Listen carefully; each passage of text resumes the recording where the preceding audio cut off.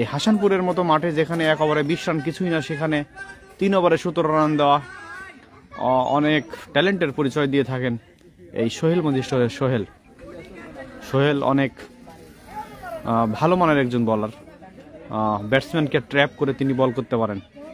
Wicket keeper, batsman এবং বলার allrounder ভূমিকা। প্রথম বল সজোরে চালিয়েছিলেন।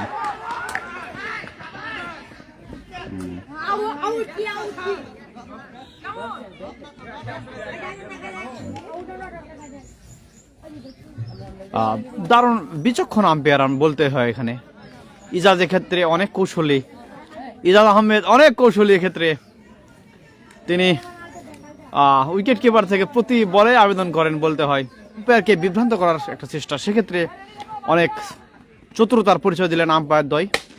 সজোরে চালিয়েছিলেন এবং আউট। মাথা গরম করে ফেললেন এই তোফাজ্জল হোসেন। কিন্তু বেশি ওভারের খেলা এত মাথা গরম করলে চলবে না। সেক্ষেত্রে অনেক মাথা গরমের পরিচয় দিলেন তোফাজ্জল হোসেন। আগেই বলেছিলাম সোহেলকে চার্জ করা অত সহজ নয়। সোহেল অনেক গুরুত্বপূর্ণ একজন বলার, এই সোহেল মজিস্টরের সোহেল। এবারে পরবর্তী ব্যাটসম্যান হিসেবে আমরা মাঠে দেখতে পাচ্ছি শান্তকে। শান্ত একজন অলরাউন্ডার, লাউবাড়িয়ার এই কৃতি সন্তান। দেখা যাক পরের বল। ফুল টাচ বল, সজোরে ড্রাইভ করেছিলেন, কিন্তু এক্ষেত্রে কোনো রান হবে না। লং অফে ফিল্ডিং করছে বাগমারা ক্রিকেটের কিং রাকিবুল ইসলাম নাহিদ এবং উইকেট কিপার বাগমারার সেরা অলরাউন্ডার কাম ব্যাটসম্যান, বলার চারিদিক দিয়ে সেরা সেই।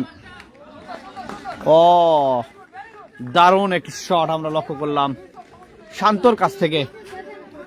শান্ত কিন্তু দারুণ একজন প্লেয়ার, অলরাউন্ডার, বল ব্যাট দারুণ করে থাকেন। সোহেলকে দারুণ একটি অফ ড্রাইভ করে দেখিয়ে দিলেন। আবারও পরের বল সজোরে লেগ সাইডে ফ্লিক করার একটা চেষ্টা, কিন্তু এক্ষেত্রে ব্যাটে বলে কোনো সংযোগ নেই। প্রথম ওভার পঞ্চম বলের খেলা হলো 4 রানে 1 উইকেটের বিনিময়ে মানিক একাদশ। এবারে পরের বল